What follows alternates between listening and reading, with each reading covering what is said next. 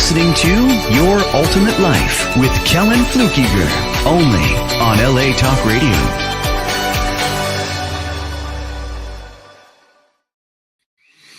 Hey, everybody. Welcome to the show today, Your Ultimate Life, here on LA Talk Radio. Today, I don't have a guest. I do often, but today not. I want to talk about something maybe a little different, and maybe a little difficult. I'm really focused always on how.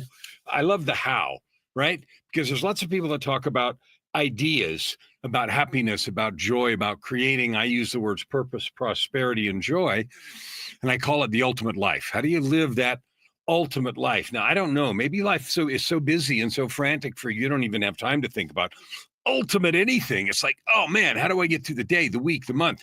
Holy cow. And you know what? That's happening for a lot of people in a lot of places. If you look around the world, different countries, how many conflicts, how many difficulties, how many places of hunger and thirst and fatigue and struggle and weird weather and crazy earthquakes. We just had that gigantic earthquake in Southeast Asia.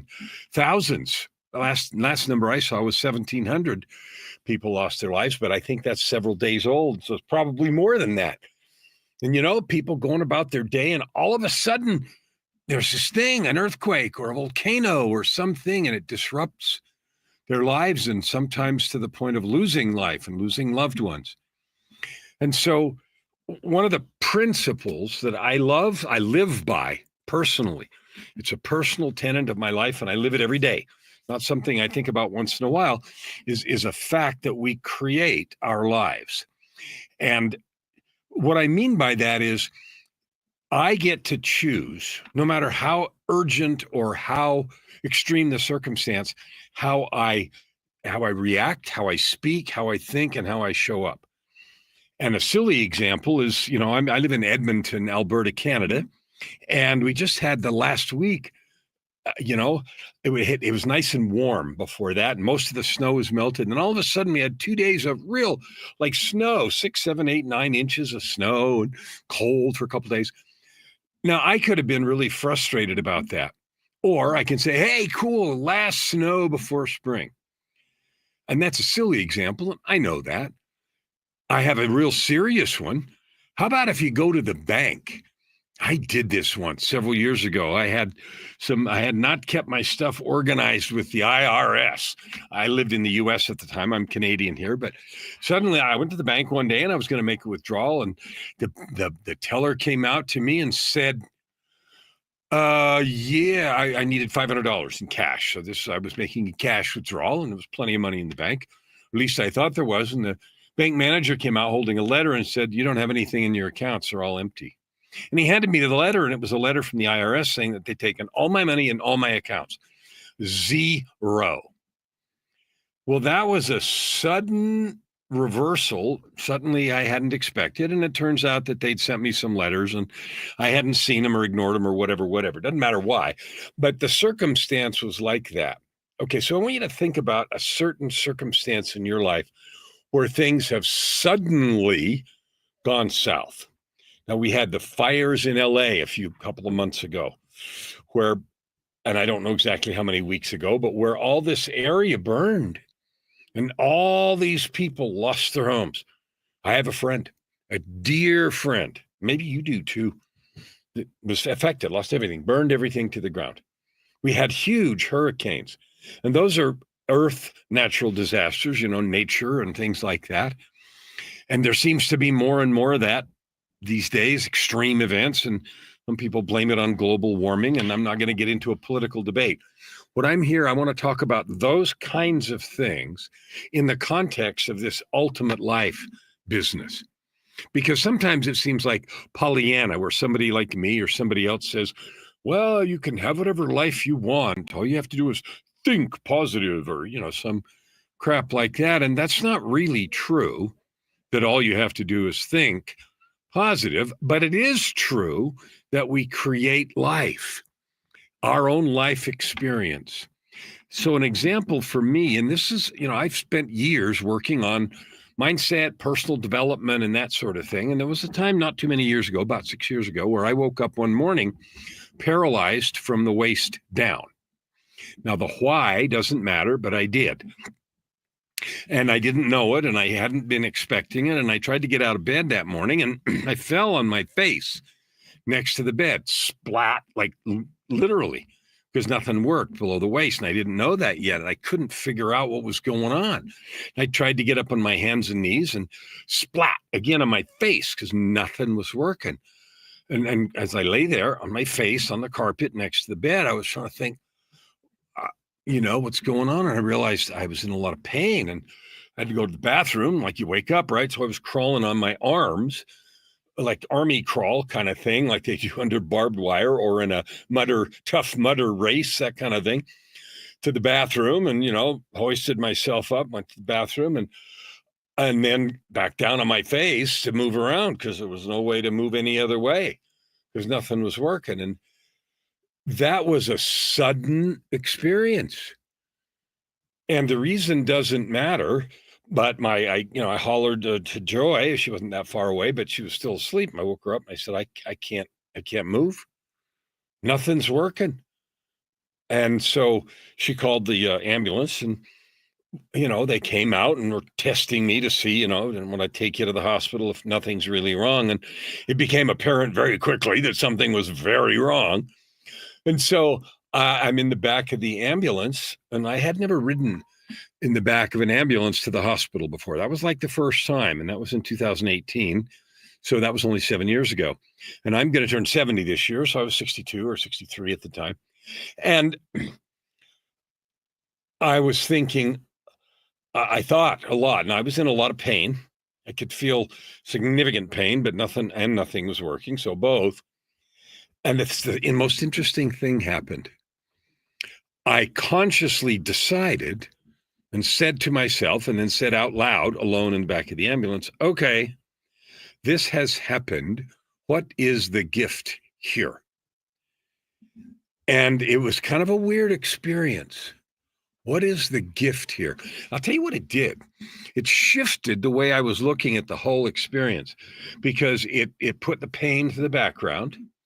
And my mind went on this journey of what could possibly be the gift here. And the first thing you can think is, right, the gift in being paralyzed from the waist down. What a stupid thing to think. And I just decided to go with it. And it was consistent with what I was working on about being grateful for everything intentionally, focused on gratitude, and finding the growth or the gift in every experience. Now, that's a choice. You or I, we can flow through life and be mad at things that don't go our way and be excited about things that do. And I had been choosing and still choose to find the gift in every single thing.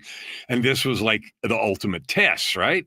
Because I'm paralyzed from the waist down in the back of in an ambulance in pain going to the hospital. What is the gift here?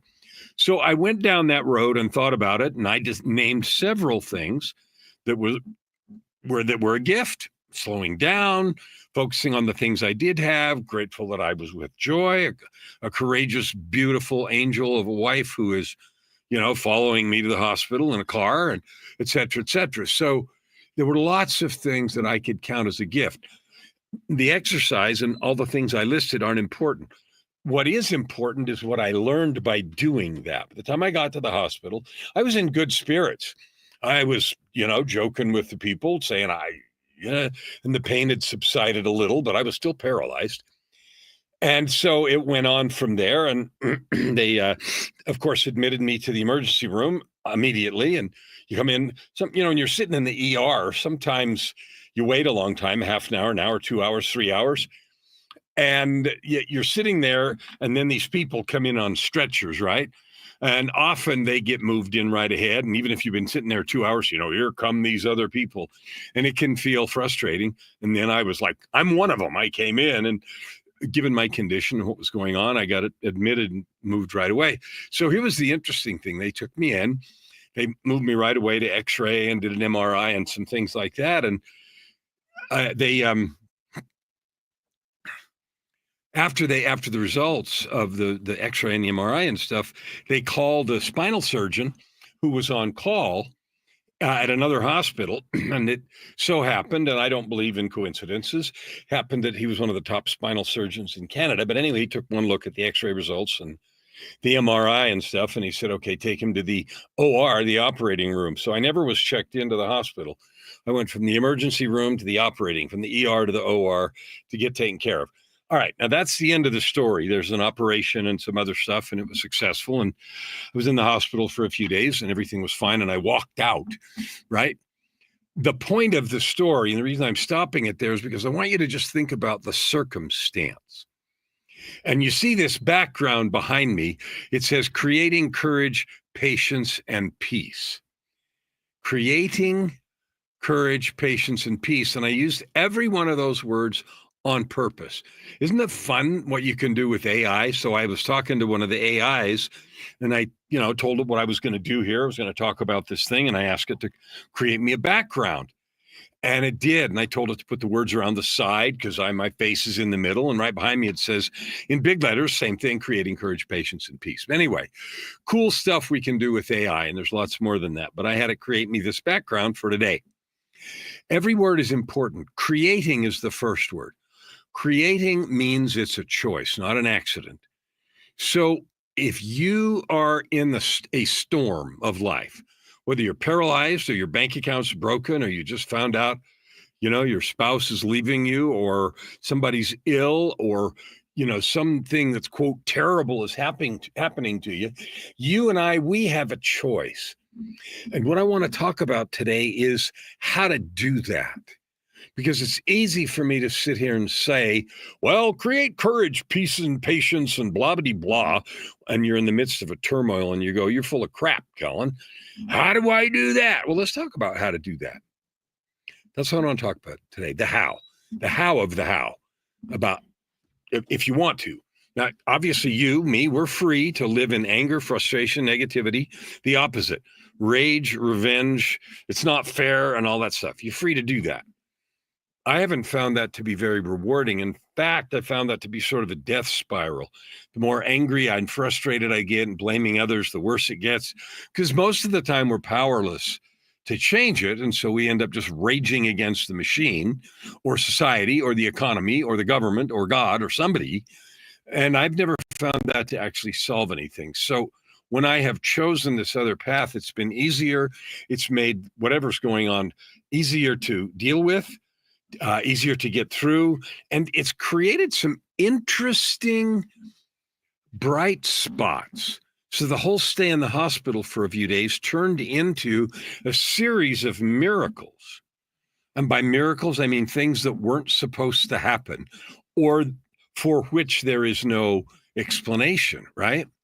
I know that those things happen because I chose to create courage, patience, and peace. So let's talk about how to do that. So the first thing is acknowledge the rage, acknowledge the storm, by rage, I don't mean anger, I mean the raging of the storm of life. So you've been kicked to the curb. Your bank account is kicked to the curb, or your heart, or your house, or in my case, my back. You're kicked to the curb and you're struggling. Acknowledge it. I am struggling. This thing has happened. Don't pretend it hasn't. Don't overlook it. Don't push it away. This has happened. And then, because reality is what it is, you can't change that. What we can control is what we do with the truth. So in the back of the ambulance, I said, wow, I'm paralyzed from the waist down. Holy crap. I am. Unexpected. And then, what is the gift here?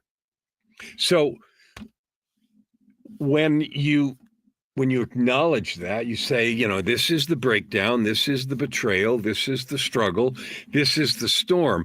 Don't fight the storm's existence. Just let it be.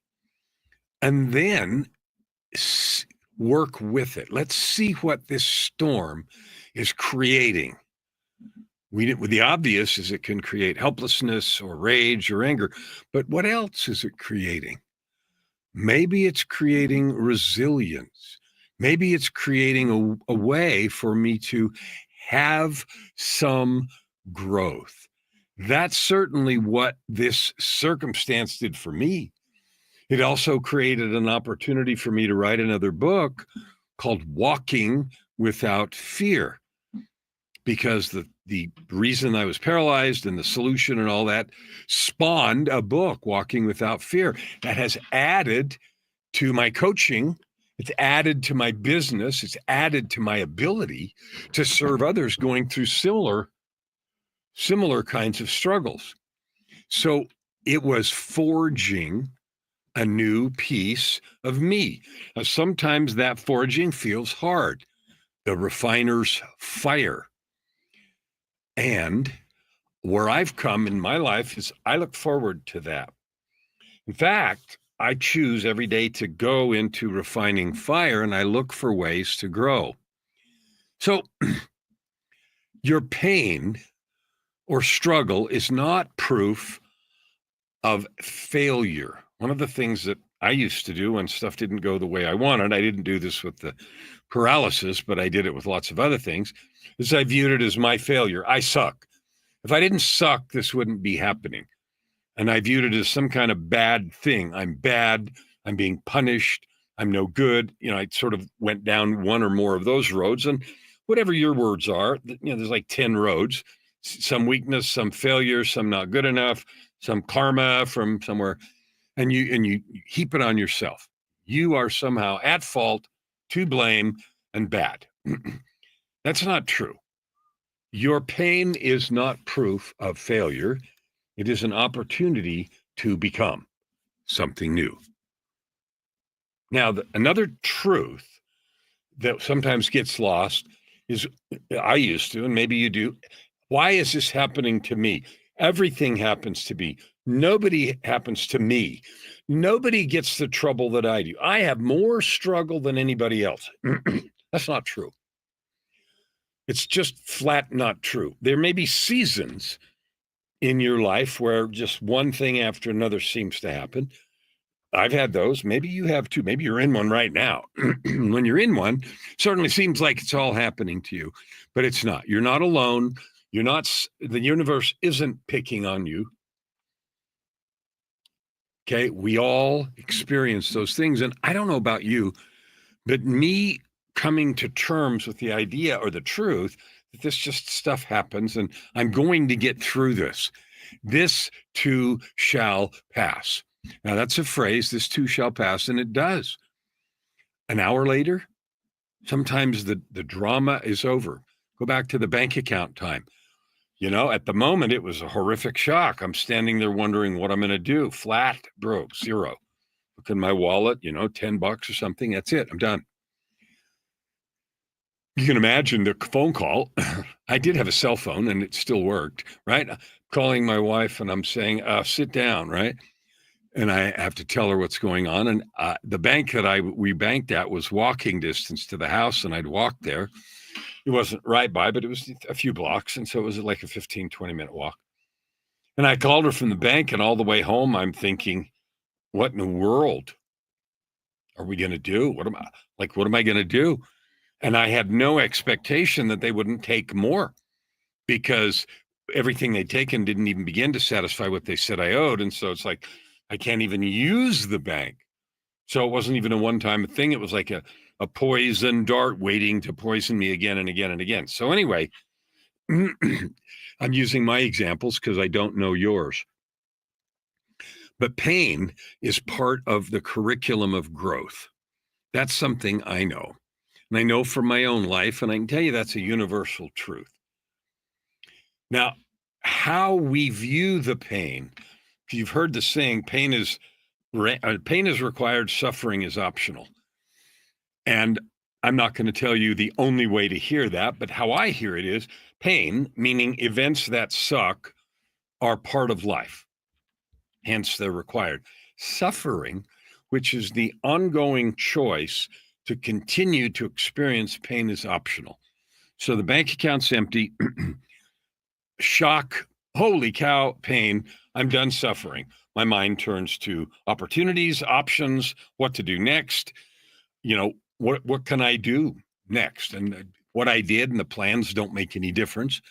But we figured out a way to do things to, manage our money differently and continue to make some money and have it handled differently so we could have some and talk to the IRS, and get a payment program established, et cetera, et cetera. So there were steps to do, but at the moment there was pain.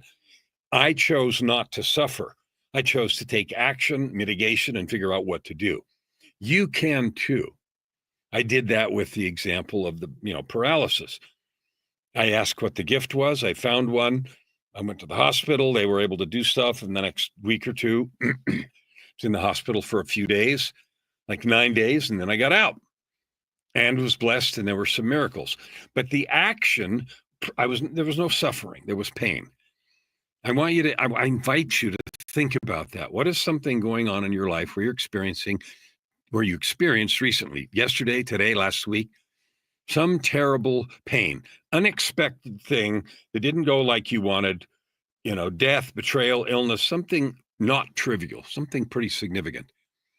And my question to you is just to think about how much are you choosing to continue to suffer as opposed to realizing that this is a refinement opportunity.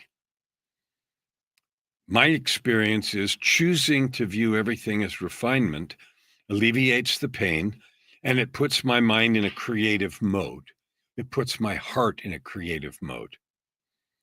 I was conducting a mastermind this morning about money and about making money. And I've been in circumstances where I felt like I need to make some money this week. And so I gave an example in the mastermind of a way that I did that. I explained it because one of the topics of that mastermind, and I was presenting, so it was mine to run, was about how to make money, but right now, not in 6 months or some gradual development thing, but how do I make money by Saturday? And so I gave an example of doing that. And the reason that I did is to spur thinking in all the people that were there. There were some 30-something people, about ways they might be able to do something similar if the concern for them were making money. And I got some emails afterwards about how useful that was. But that's the same thing. So I have no money. That's the pain. Wow, I feel a need or a worry or a panic about the future or rent or food or whatever. And then instead of swimming in that pain, I'm choosing to get creative and to make some money and doing it from a place of creativity instead of suffering. So that's the first word, creating. You still have the ability to create even in the midst of some event, some disaster that's happened. Courage isn't an emotion. It's a muscle. If you have up to this time reacted with fear or feeling like the victim or feeling picked on, it's okay. You have to start where you are. I'm inviting you to consider choosing courage. Courage is simply the choice to act in the face of uncertainty. It is a choice to act in the face of maybe some fear. I'm afraid this will not work. I'm afraid somebody will laugh, or I'll be ridiculed, or I'll fail, or I might get hurt financially or physically, but we choose to act anyway. So courage in the face of uncertainty or some degree of danger, a choice to act, that is courage.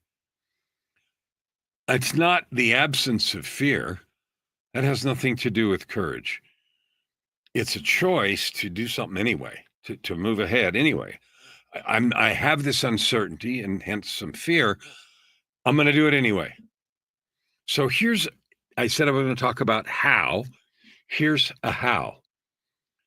Pick something small right now that is bothering you, that you're scared of. Maybe it's a presentation you have to make. Maybe it's some sales calls that you're putting off. Maybe it's a difficult conversation with a business partner or a client or your life partner. Taking small steps, literally taking small steps, is a way to exercise the muscle of courage.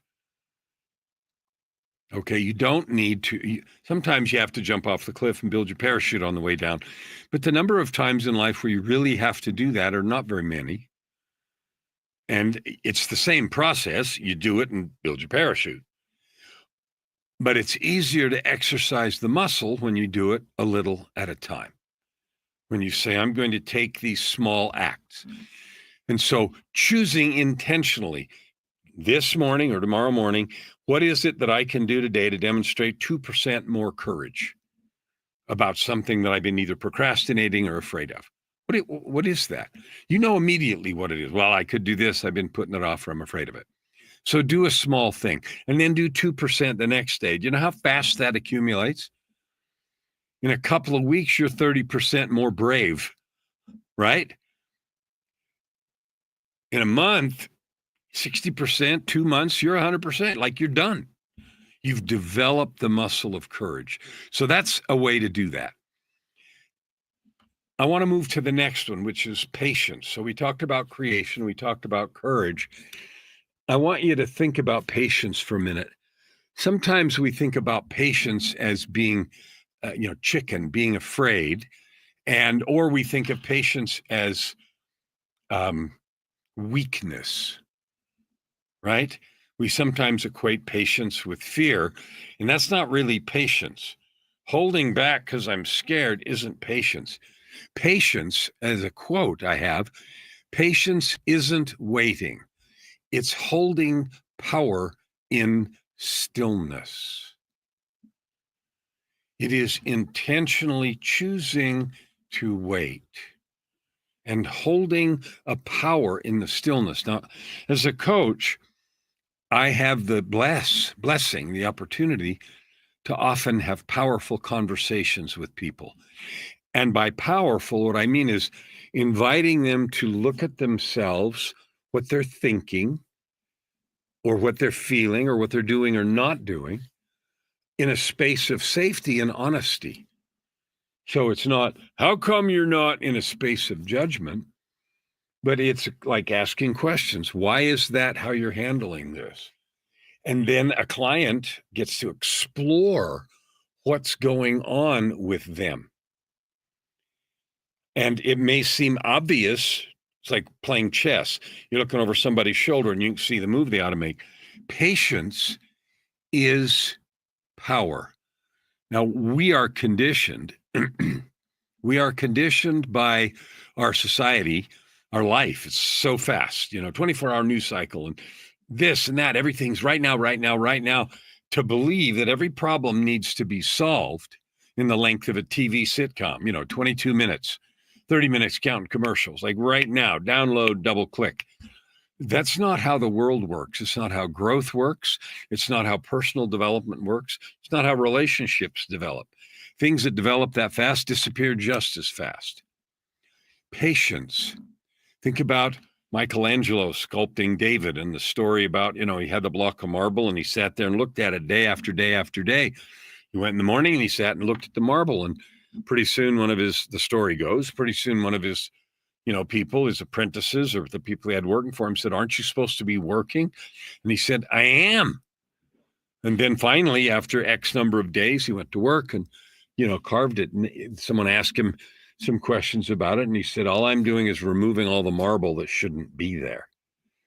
And so his patience and vision was rewarded with the iconic statue of David, which is, one of the wonders of the world. So I want you to redefine, or at least consider redefining patience, not as weakness, not as being timid, not as timidity, but patience is power. Patience is power. It is creating. It is the power of creating. Like acting all the time isn't always the answer. Patience is sometimes the wisest course. It allows you to think. It allows you to create mentally. Okay.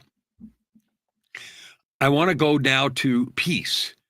Courage, patience, and peace. What is peace? Well, peace can mean a lot of things, I grew up in the 60s in the San Francisco Bay Area, and, everything had peace signs, right? The circle with the little peace sign in it on vans and on billboards and everywhere.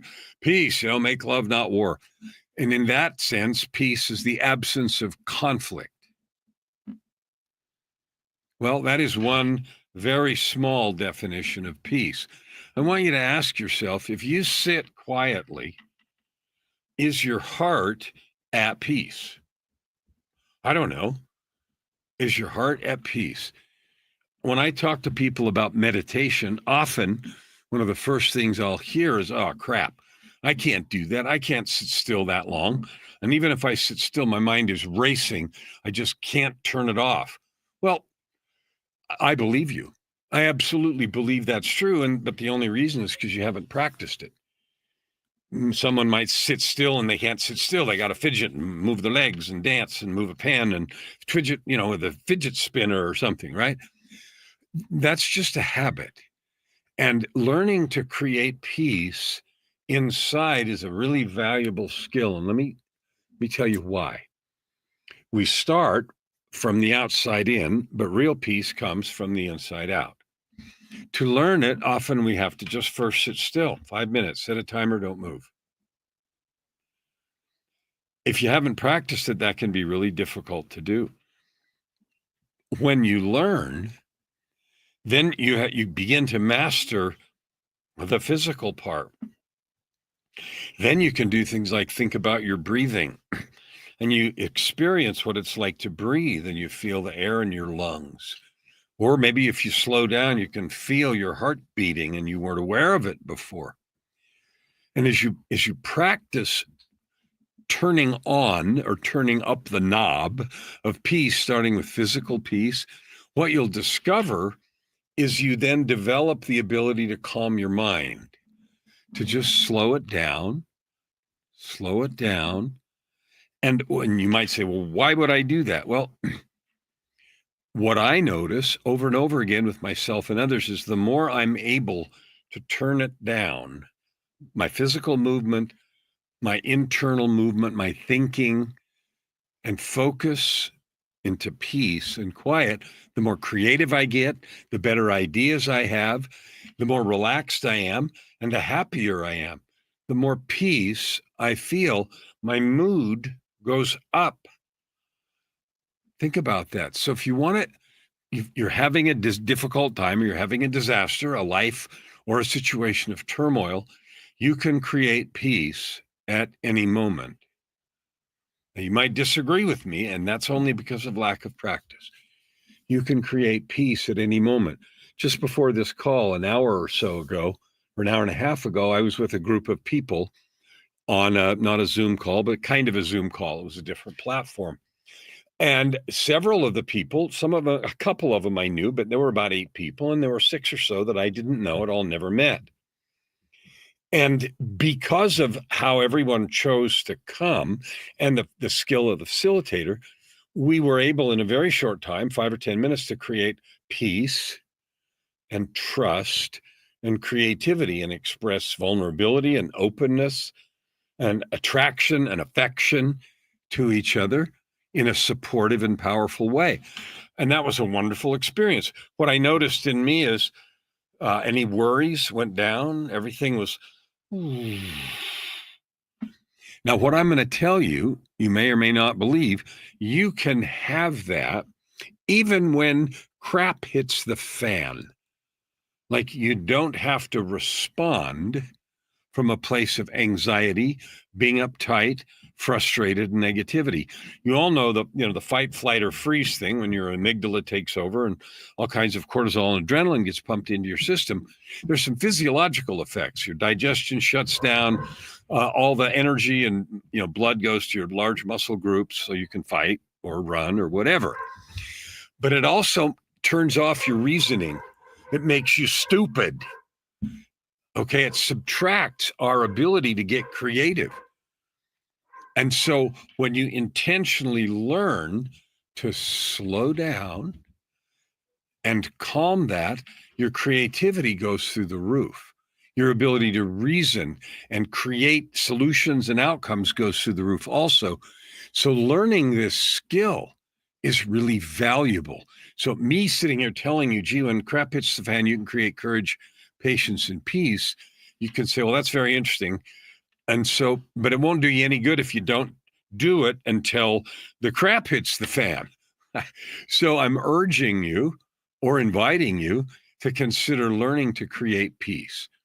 One way is called learning to meditate. Now, I've written some books on meditation. There's 1 million free YouTube videos and courses. If you want mine, my book's called Meditation, The Amazing Journey Within. It's written by me, under my name. It's on Amazon. Meditation, The Amazing Journey Within, and it explores different ways to learn that kind of peace and control in your own mind, to relax, increase creativity, your sense of control, and get rid of this idea that you're a victim, an uncontrollable victim of all the stuff going on around you, because that's not true. There's another thing I want to talk about in terms of creating courage, patience, and peace. I've talked about this before, and it plays into this right now. When things happen around you, whether they're physical things or spiritual things or emotional things or financial things, we tend to default to the sense that we have no control. We go to the victim corner. Why is this happening to me? And we feel either angry or defensive, that kind of thing. I have a daily creation process. Some people call it a morning ritual. I don't like to use that word because it's so cliche. And it is an intentional process that I go through every morning, whether things are calm and relaxed or whether there's a lot of stuff going on. And the reason I do that is I find that creating myself gives me power. It gives me this courage, patience, and peace all day, every day. Now, if you have trouble in your life anytime, wouldn't you rather meet that trouble with courage, patience, and peace than in a frantic mode, in the victim mindset, lashing out and blaming? Like, wouldn't you rather be able to come at something with complete courage, patience, and peace, with your creativity through the roof and your ability to have equanimity and focus and your third eye working and your intuition all on? Like, who wouldn't want to do that? Well, of course you do. Well, if you haven't practiced it, you can't do it on demand without some practice. So if I'm going to go play something on the piano and I've never seen it before and I haven't practiced it and it's too difficult, I'm not going to do a very good job. On the other hand, if I've practiced and I keep my fingers in shape, it dramatically increases my ability to sight read and perform. So I'm inviting you to consider creating yourself a morning routine, a morning ritual. Now, if you want some help with that, there's 1,000 YouTube videos that say, ultimate morning ritual, how to do that. I've got some videos up there. I wrote a book about that called Living with Purpose and Power. Another thing that your ability to create courage, patience, and peace does is it gives you personal power. You exude presence and power when you have courage, patience, and peace. So if you want to have control of every situation, I don't mean we control the weather or the behavior of others, but how you show up in any situation, you can have that, and that's a promise. But it doesn't come accidentally, and it doesn't come without effort. So Living with Purpose and Power is a book that I wrote, and that's right here by me, but I can't see it right now. It's on Amazon, Living with Purpose and Power. I share with you everything that I've learned in the last 15 years about how to do that. And the way I create my life every day is invincible. Nothing bothers me. It doesn't matter what happens around me. I just don't mind. I always ask, what's the gift here? And I'm able to create with that. And I'm not magic. I didn't used to be that way. This is a learned behavior. So the world right now is in turmoil. I live in Canada, and we're facing an election here, and there's some turmoil up in Canada because of what's going on in the US. There's a lot of turmoil in the US, noises and accusations and people mad at each other and all kinds of crazy stuff, violence and on and on and on. And that could feel like turmoil. It doesn't affect me at all, even emotionally. even though it's sad, and I feel sad and sorry for those that are both experiencing the violence and those that are perpetrating the violence. I can make you a promise. You have the ability to do that because you're just as smart, you're just as capable, and you have everything available to you that I have. So I'm inviting you to inhale peace and exhale panic. Whether it's breathing, like you're breathing in and intentionally or consciously inhaling peace and exhaling panic. I do that when I meditate sometimes. I think about inhaling power and exhaling disturbance or frustration or negativity. And I sort of picture black clouds flowing out and sort of sparkly light going in. You can do that. And if you want to create an invincible daily creation process, here's what I can promise you will happen. You will feel in charge of every situation, no matter what has happened. You will be resourceful and you will be capable at solving whatever problems or unexpected occurrences life throws at you. You'll be able to have on demand grace, patience, presence, and power. Wouldn't you like to have that? I used to envy people like that. Now I've learned how to do it. Now, another element that goes into all this peace is the element of forgiveness, because that's forgiveness. Grudges and negativity and shame, that's the gift that just keeps on giving. Up to now, I've been talking about something that has happened to you or around you suddenly that creates pain, and we've been talking about how not to have ongoing suffering. Forgiveness addresses another issue. You did something or didn't do something that caused somebody else pain 2 years ago, 5 years ago, a decade ago, and you're still suffering a little bit or a lot from it, guilt, shame, or someone did something to you, attacked you, abused you, cheated you, ripped you off last year, 2 years ago, 5 years ago, 10 years ago, more. And you're still carrying anger, resentment, negativity, shame, guilt, frustration, revenge, vengeance, a host of negative emotions. Every one of those robs you of your power. Every one of those robs you of your ability to fulfill your purpose. Our purpose, all of us here on earth, is to love and serve each other.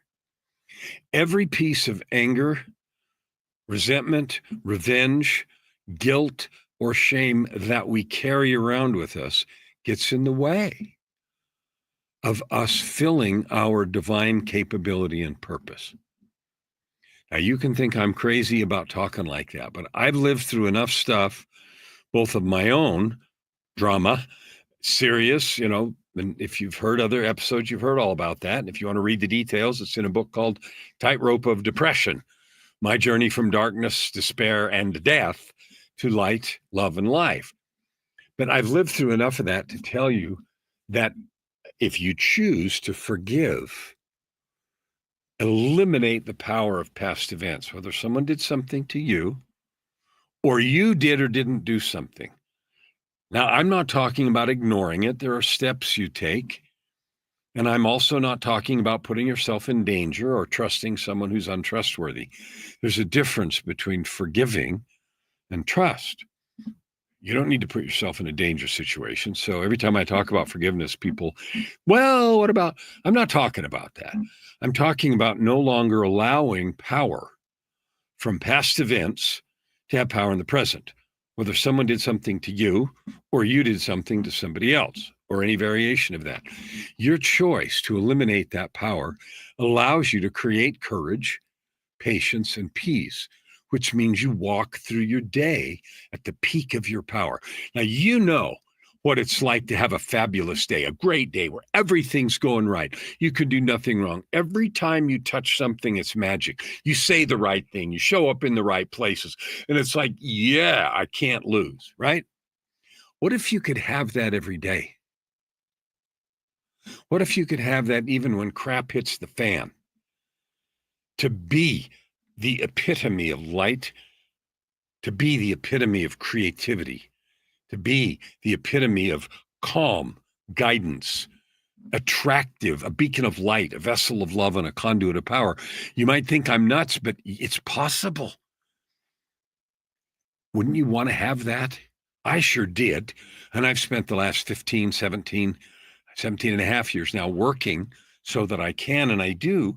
And that's why I've written all the books that I have. That's why I'm doing this show, is to invite you, even in times of struggle, even in times when people are against you, and it seems like the universe is conspiring against you, to have grace, courage, patience, peace. I'm not talking about a facade. I'm not talking about a stiff upper lip and just pretending. I'm not talking about anything like that. I'm not talking about faking it. I'm talking about truly emptying your soul of all of that negative energy and emotion so that you can face every day, every moment of every day with grace, patience, peace, and power.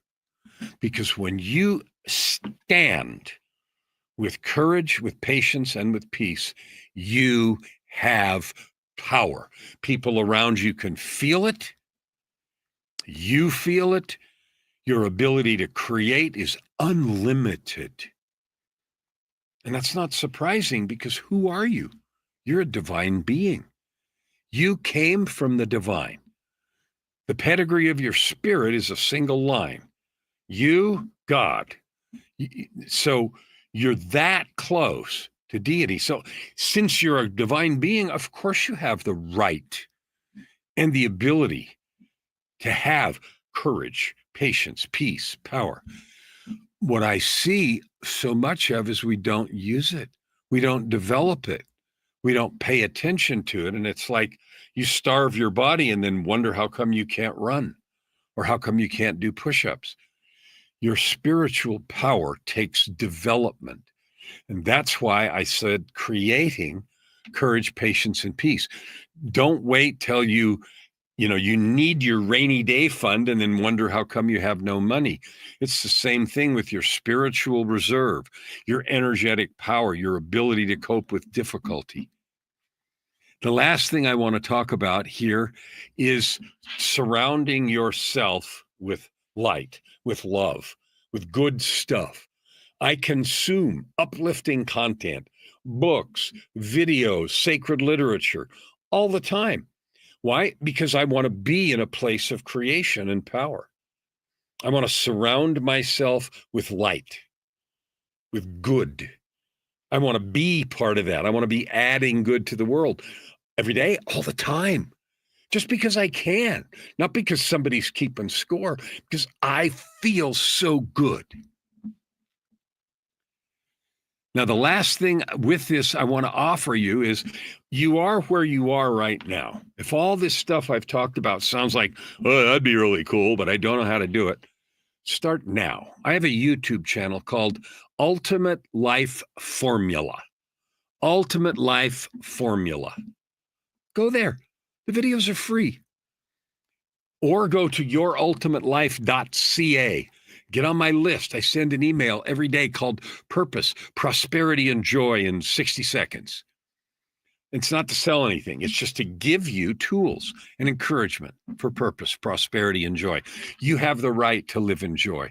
You have the opportunity to have peace and prosperity and live with a sense of purpose and meaning every single hour of every single day if you want it. But you have to claim it. And in some cases, like me, you have to clean up some old stuff.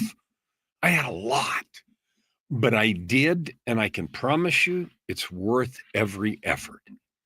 So whether you're starting right now, from a pretty good place, or you're starting from the bottom of the canyon, the day to start is today.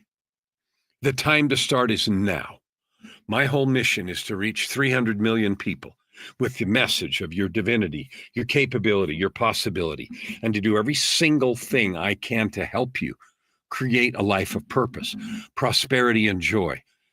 The YouTube channel, Ultimate Life Formula, the books that I have, everything is for that purpose and that purpose alone. I love you. I'm grateful for you. I acknowledge you as a capable and divine fellow traveler on this earth. Claim your power. Claim your opportunity. Together, join me. Help me reach my 300 million. Let's see how much joy we can create. Let's see how much good we can do.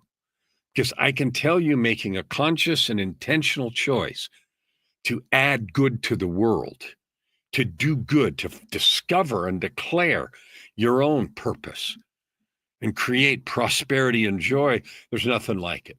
It feels better than anything else you can do, have, or be. And that is within your grasp. And I've dedicated my life and work to help you here now to create your ultimate life.